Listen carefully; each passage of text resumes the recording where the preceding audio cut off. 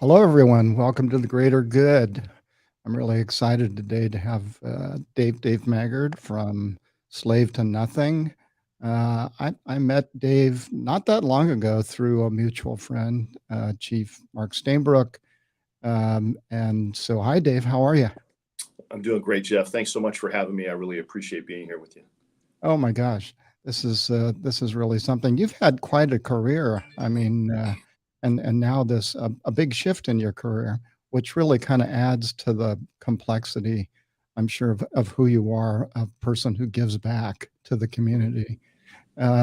So you started out as a police officer. Was that in Irvine also? Yeah, thanks, Jeff. Yeah, I've been, really fortunate to get a chance to do for many, many years a job that I love, and so I've been in law enforcement for several decades and had an opportunity to do some neat things in a variety of places within the state of California, and was actually the police chief in Irvine for just over 12 years. Mm. And before coming here to Slave to Nothing, which I know we'll get a chance to talk quite a lot about, was also the director of security at LAX. And just as a result of some of those positions, had an opportunity to, contribute to law enforcement, the profession, and to the good people that are out there doing that hard work each and every day.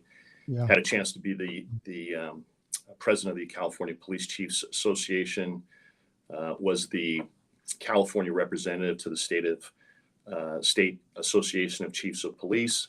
Mm. Had a chance to be a human relations commissioner here in Orange County, and just as a result of some of those positions, had some opportunity to do some other meaningful things that I really feel blessed to have been part of.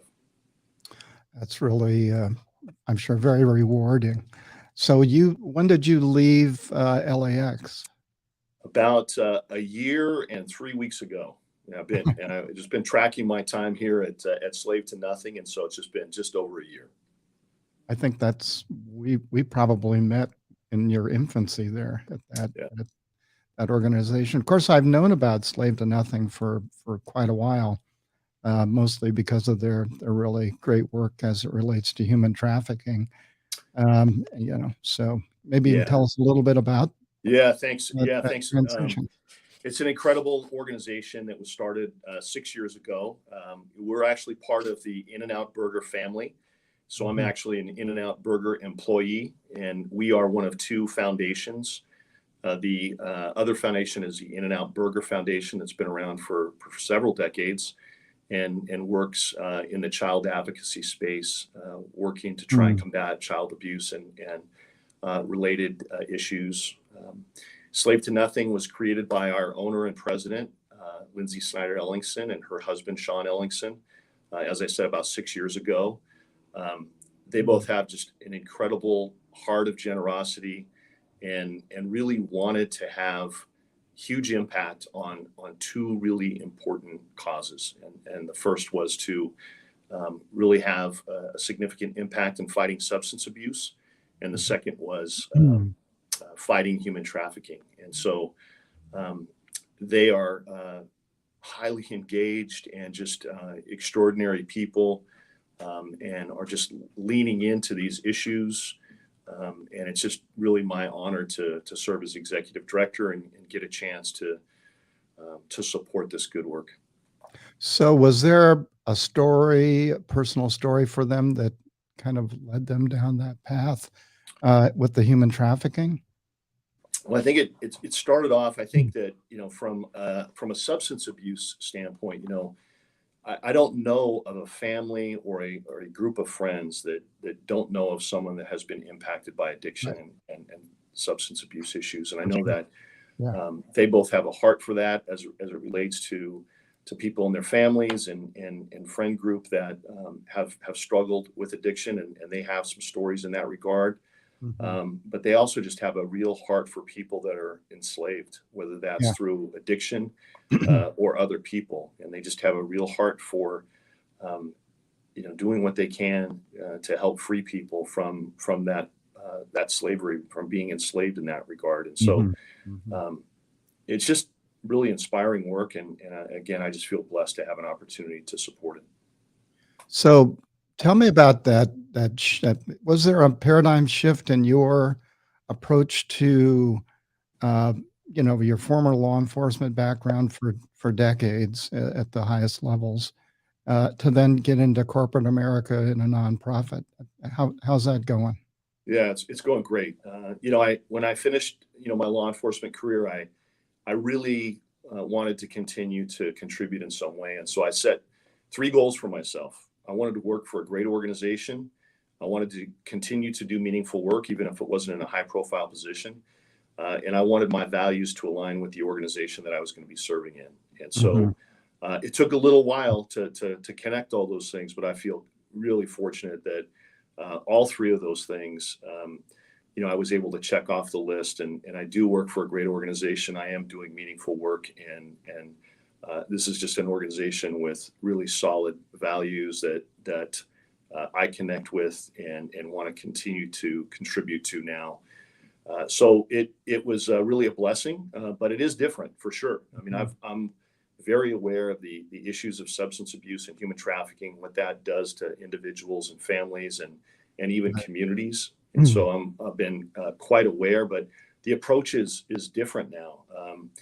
Now I'm really trying to do what I can to contribute to the conversation, and really to support the people that are doing the hard work. We don't do any direct services enslaved to nothing, but we feel really committed to supporting the people that do. And of Right. course that includes you, Jeff, and your foundation and the important work that you're doing down there in San Diego and beyond. And what I've just found in my short time doing this job is just that there are just incredible people that have Yeah. really given their Mm. lives to help people that are really struggling, and helping them restore their lives and really rescue them from that bondage of being enslaved by something, whether that be the substance or the people. So Right. Yeah. I feel great about this new opportunity, and I'm learning a lot, and trying to contribute where I can. So, for my listeners' benefit, Dave and his associate drove all the way down from Orange County to attend one of our on-site trainings at Hamul Casino, which is one of the 12 Indian reservations here in San Diego County that has a casino and a hotel, or just a casino. And so we were putting on one of our on-site trainings, and I think you'll appreciate this, Dave. So after you guys left that training, 2 days later, I got a text message from one of the people that participated in that training, and she was one of the managers, security manager. And she said, I went home after your training and I was telling my husband and my daughter and my son all about the training. And my daughter came to me after dinner and said, I think I'm being groomed. Wow. And so we connected up, and I had her take screenshots of her daughter's phone and her computer, and it was clear that she was being groomed. Wow. And so we were able to, as a result of our training, intercede in that young girl's process, which, as you know, is very sophisticated. These human traffickers, they really understand the lay of the land very well. They know how to manipulate these young girls in particular. This girl was, I think, not quite 15. Hmm. And so, we were able to change her social profile, all of her passcodes, and we were able to stop this grooming process. And so it was That's pretty great, Jeff. much a celebratory Sure. moment for all of us here in San Diego. I think Summer Steffen, our district attorney, even did a happy dance. So it was That's great. it was kind of a very rewarding event, albeit just from our training. So yeah. Well, congratulations, Jeff. That's an awesome story. Thanks for sharing that. And you're involved in the education prevention piece, which is sometimes hard to collect data on, but those stories, those are powerful stories. And so that's Yeah. great work, and I hope that continues to be an encouragement to you and your foundation. It's an encouragement to me. I love hearing those stories. So thanks for sharing that. Oh, you're welcome. So other than being a former cop and now being a hamburger guy, what what do you do to relax and enjoy your life? Well, I've been blessed with a great family and have really, focused the last year or so, really trying to learn, my new role and the new things that I get a chance to do. Um, I am an active guy still and have,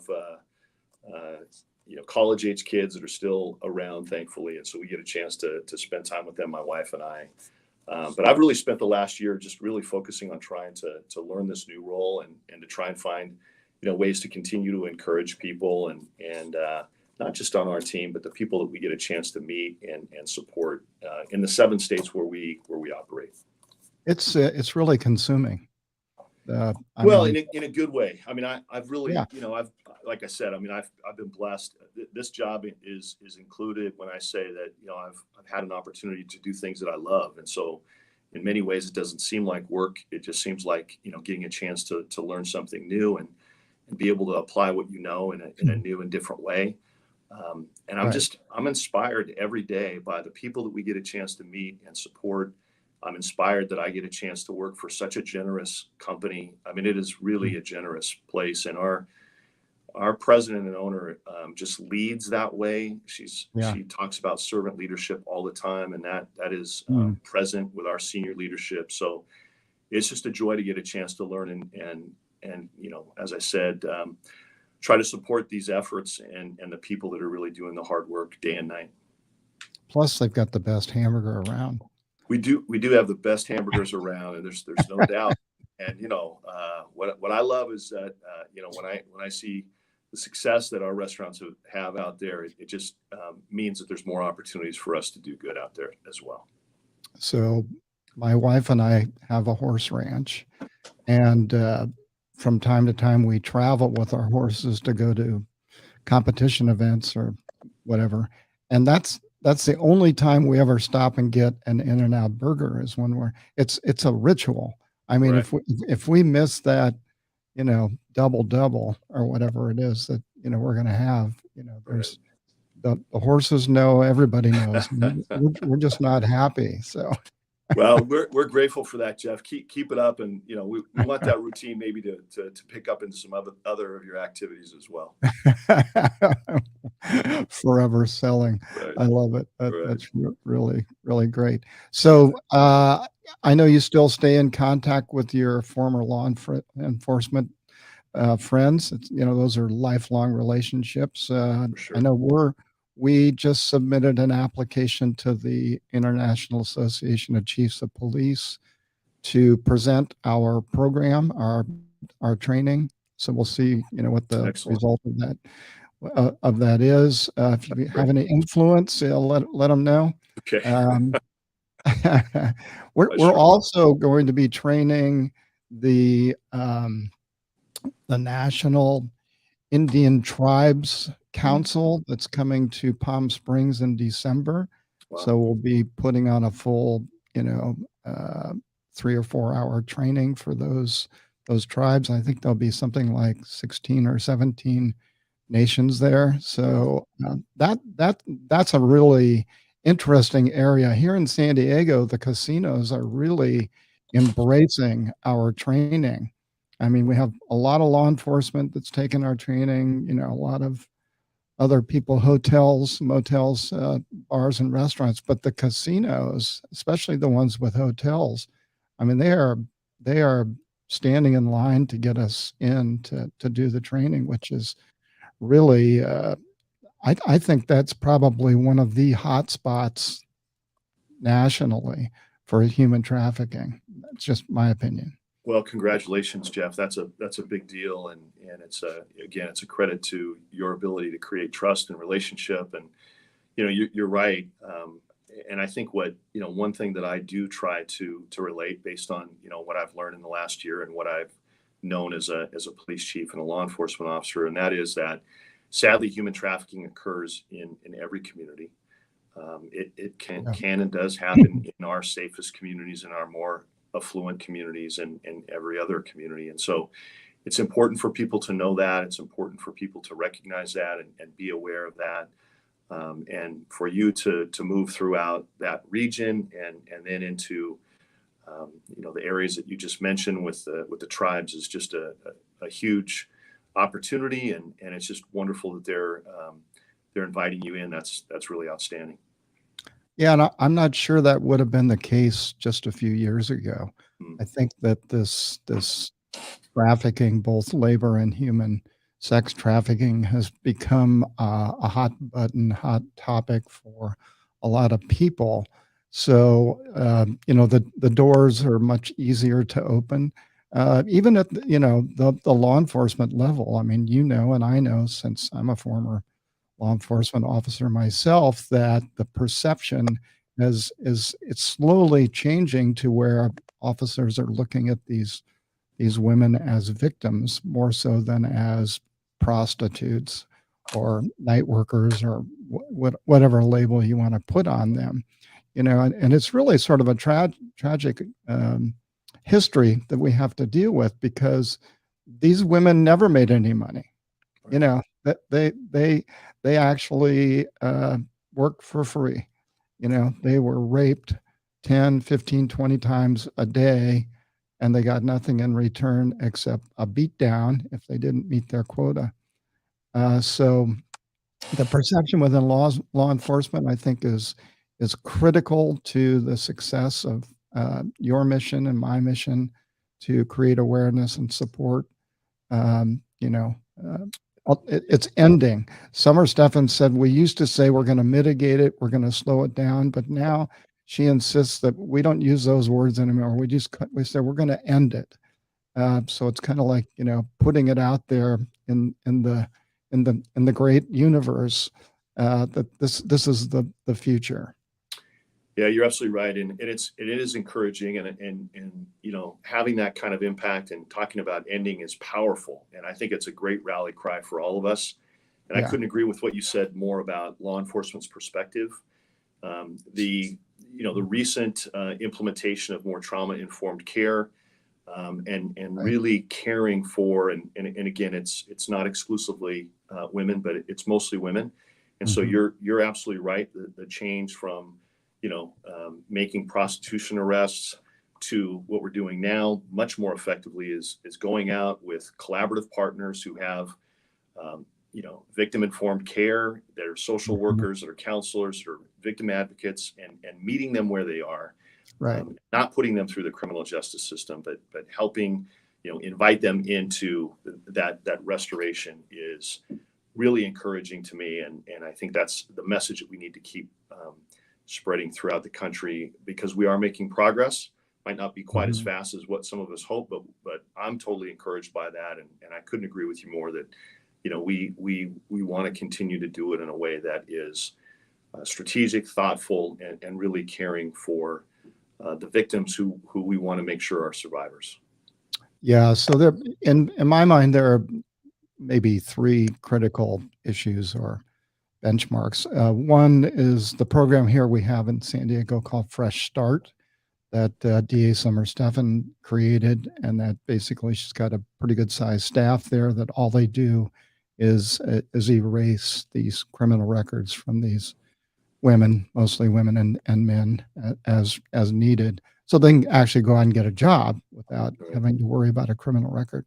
Unfortunately, because of the pandemic, that process has been very, very slow, since the courts have been backlogged or closed. I mean, that's easing up. But anyway, so that's one program. The other one that's in my mind even more important is, where do we put these women? Here in San Diego, the entire county, we have less than 30 beds. And so that means, if you rely on the statistics as created by the Department of Justice, that in San Diego County, there's anywhere from 3 to 8,000 victims per year. Uh, I'm not sure where the number really is. I don't think anyone really knows. It's kind of like when you have a big sporting event and they go, the financial impact to San Diego County is going to be $17 trillion. I don't know where they get that number from. They probably just pull it out of a hat, or they create some logarithm. But in San Diego County, so there's only 30 beds. Throughout the state of California, I doubt there's a whole lot more than that in each county, if even close to that number. So, if you're a law enforcement officer and you get a dispatch for a potential human trafficking event and you come upon the victim and you are engaged enough and you are savvy enough, you've gone through the training, you know how to handle it. um, what do you do with that woman? Yeah, it's a great point, Jeff, and that's why Lindsay, our president and owner, started Slave to Nothing, is that she wanted to make sure that there were more beds available for Right. people that you're describing. And so that's what we're trying to do is help support organizations that are starting those beds. It's truly a labor of love. It's difficult work. It's so important. And so you're absolutely right. We need to all be advocating for that and Right. finding ways to bring that awareness to communities and then help support them. So you met Susan Muncie at our training at Humboldt Casino, and Susan is the founder of Generate Hope, and they are a residential facility, and they have two safe places here in San Diego, and they just acquired a place in Colorado near Denver. And so, so in total, she has 12, including the new facility in Colorado, only 18 beds. Mhm. And apparently, Susan just told me this the other day. I said, "Why don't you put more beds in? Why don't you bring in more women?" And she goes, "Because the dynamic of these women is so fragile that if you have more than 6 people in the same home, it becomes chaotic, and it's very, very difficult to accomplish this recalibrating of these women, because that process, as you know, takes anywhere from 3 to 5 years. Let's say, well, first of all, it takes the average woman who's been trafficked 3 or 5 times to even get out of the life. They try, they go back, they try, they go back, they get beaten. The story's pretty well known. Once they get out, for them to recalibrate and establish that self-care and that perception of themselves as a person is a 3 to 5 year process. And so, the average woman stays in one of these homes for maybe a year and a half. Yeah. They get squared away, they get set up in an apartment, they get back into school, or they get a job, get their records wiped clean, whatever it takes to get them to that point. But then it's another year or two for them to just try to live a normal life and recognize who they are as a human being. And normally we bring with us a victim survivor to our training, and she's in our training. Her name's Keelan Washington. She's just this remarkable, incredible, articulate, beautiful woman, in and out. And she tells the story of sitting in these casinos or these bars or hotels when she was 14 years old, scantily clad, sitting next to an older guy with his arm around her, smoking a cigarette or whatever it is. And nobody said a word. Nobody said, "Are you okay, honey? Can I get you a Coke?" No one. I mean, this was, a few years ago, but nonetheless, most people are unaware. So I think our training is critical. Sure is, Jeff. You're absolutely right. And so thanks again for, going into those places and making sure that people are getting that information, that word. And we're trying to make sure that in the 7 states that we have, restaurants, that we're doing the same. And we're looking for, people that are doing education and prevention, people that have drop-in homes, safe homes, long-term residential, as you said, support centers, people who are preparing them to enter the workforce and giving them, solid training. And it's about restoration. And you're absolutely right. And there's just too many similar stories of what you shared. Well, you said something earlier that keyed on me, and that is people don't believe it happens in their neighborhood. Statistically, in San Diego County, every single high school. And we have some of the most exclusive zip codes in the world in San Diego because of our proximity to the water, Rancho Santa Fe. And then we have some, zip codes and high school areas that are not as affluent, but every single high school in San Diego County has had an incident of human trafficking occur, a documented case of human trafficking. So when I go to Rotaries or I talk to people, they approach us and they have all these misconceptions, and they're actually shocked to think that, right, especially in these affluent neighborhoods, that this is going on right there. You know, Yeah. open your eyes, pay attention, and if you see something, say something. So, yeah. Yeah, it's a great reminder. So if you're in seven states and you want to expand that learning process, maybe we can talk offline about that because our training can be localized for uh, every area, which is why we created the training the way we did. Was when we looked at all the training in the United States, we looked at over 19 different programs that conduct human trafficking training, awareness training. And what we found is that most of the training was inadequate.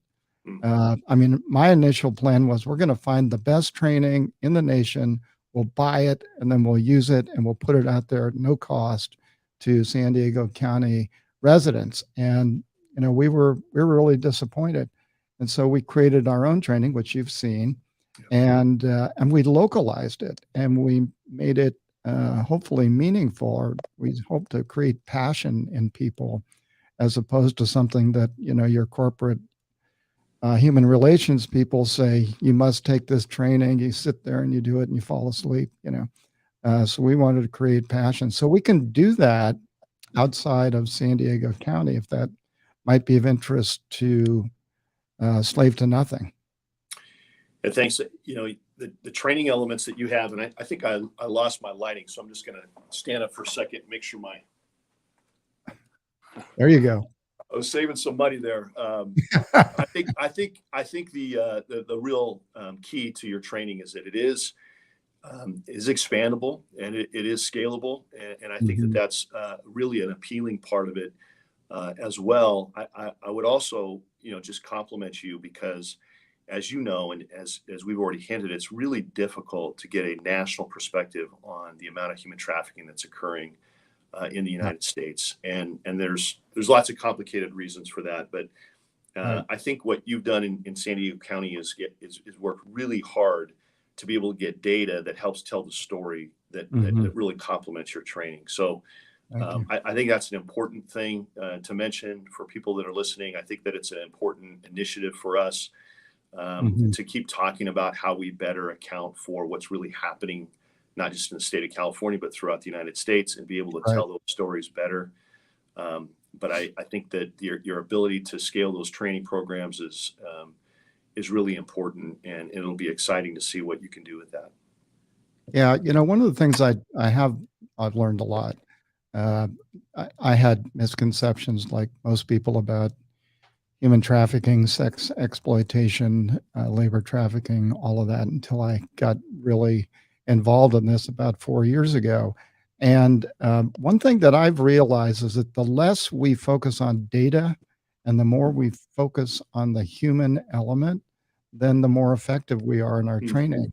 And so, I mean, like one of the things in our training, at some of our old versions, we would talk about San Diego as one of the top 13 human trafficking spots in America, and that there were X number of people that were exploited and trafficked every year. And we're pushing to move away from that sort of approach to awareness, because people they tune out. They don't really, they're not all that interested in 8,000, 5,000, 10,000. It doesn't resonate with most people, or even to say in San Diego County, it's a $800+ million a year industry. I mean, it's first of all, I don't know how they come up with that number, just like the sports thing we were talking about. So we're really focusing much more now on like you said, the stories. That's what people remember. In fact, I think I've become less of a business person and more of a storyteller as Mm. I've aged not too gracefully. And it just it I enjoy telling the story, and I think people they get captured by the visuals that you create with storytelling. So Absolutely. that's kind of where we're heading. Yeah, that's great. Yeah, I agree. I think those are very impactful, and I think it's wonderful that you include that in the training that you provide. Yeah, yeah. By the way, for listeners, I think Sarah tells me we've got something like 50,000 people that listen to this show. Mm. It can't be because of me, because that I don't know what it is. It's got to be people like Dr. Dave Maggard. So, by the way, how did you decide you wanted to get a PhD? How'd that happen? Oh, well, thanks, Jeff. I mean, I have a doctorate in education with an emphasis on organizational leadership, and I just have always wanted to be a lifelong learner. I tell that to my kids, and wanted to model that, and so I've enjoyed being part of that, and hope that some of the stuff that you learn along the way you can apply in the real world, Right. and it was Yeah. enjoyable to do that, and you want to continue to sharpen yourself as much as you can for as long as you can. So that's just kind of part of my belief system. So yeah, and it's you meet some great people along the way as well. I'm always pleased, since you and we hang around with a lot of cops. Um, how many police officers today are really pursuing higher education? I mean, we have one lieutenant in the Port of San Diego Harbor Police Department, and he was a chiropractor. So he had a Hmm. doctorate in chiropractic. Then he went and got his master's degree. And then he's working on his PhD. And then he just told me the other day he's going to go to law school. Wow. So I said, "Is this all like a setup so that when you retire, you'll have another job?" And he goes, "No." He says, "No, I just like to learn." That's great. And yeah, so Yeah, that's yeah, wonderful. it's great Yeah. stuff. Absolutely. Well, it's an absolute pleasure to spend time with you, Dave. Thank you again so much for driving all the way down to San Diego. And it wasn't just San Diego, it was out in East County. So that added another Sure. 40 minutes to your already, traffic burdened excursion. But Corey and I and Susan Muncie, we were just thrilled that you would make that journey on our behalf. Our behalf. So thanks again. Yeah, absolutely, Jeff. And we're grateful for what you're doing, and for those that are listening, I hope that they're checking you out and supporting you. Love to have people learn more about us. We've got a website that we're working on upgrading as we speak. In fact, Slave 2, it's a number 2 nothing. Also, follow us on social media. We've got Instagram and Facebook. We're trying to build that up as well. We actually have a campaign going right now. It's a virtual 5K that benefits both of our foundations, and you can find that if you go to the inandout.com website, and ways to sign up there. So a lot of ways to get involved, learn more, support the important work, and Jeff, just can't thank you enough for creating. I don't know what career this is for you. It might be 15th or I've, 17th or I've 18th, I've but lost count. I'm glad you're doing this work, and so thank you for leading the foundation. I think it's wonderful to get a chance to do this podcast as well, and it's a real privilege to represent Slave to Nothing and In-N-Out Burger on your podcast, and continue to support good people like you that are doing the hard work. Well, thank you. Well, you just did what I was going to ask you to do, which was promote your wonderful organization. Thank you. And so Sarah's been keeping that on the tagline down below. And is there an office number you want to publish for people, or just Yeah, the website? we're fortunate that with the website that we have and the new one that we're creating right now, you can reach us directly through the website. There's a place to send email, and Good. my colleagues and I receive all those emails. We love to receive them, get information, answer questions, and again, you can follow us on social media.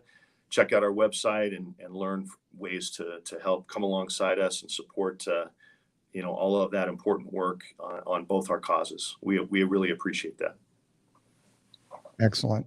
So thanks again for your time. It's wonderful to catch up. I look forward to seeing you again in the flesh, maybe at your classic car event. Are you going to do that again this year? Yeah, we did a great car show and car cruise in January. We've actually got a concert on October 15th at the Anaheim House of Blues. Jeff, we'll make sure you get an invitation to that. Oh, yeah. And then in January to highlight National Anti-Human Trafficking Month, we'll have an event that we're working on for that month as well. Make sure you get an invitation for that also. Outstanding. I'll see if I can drag Chief Stainbrook down from Beverly Hills, where he's driving his Rolls Royce or whatever his police car is up there. I'm not sure. Right. All right. Great. Great seeing you. Thanks again, Jeff. Take care.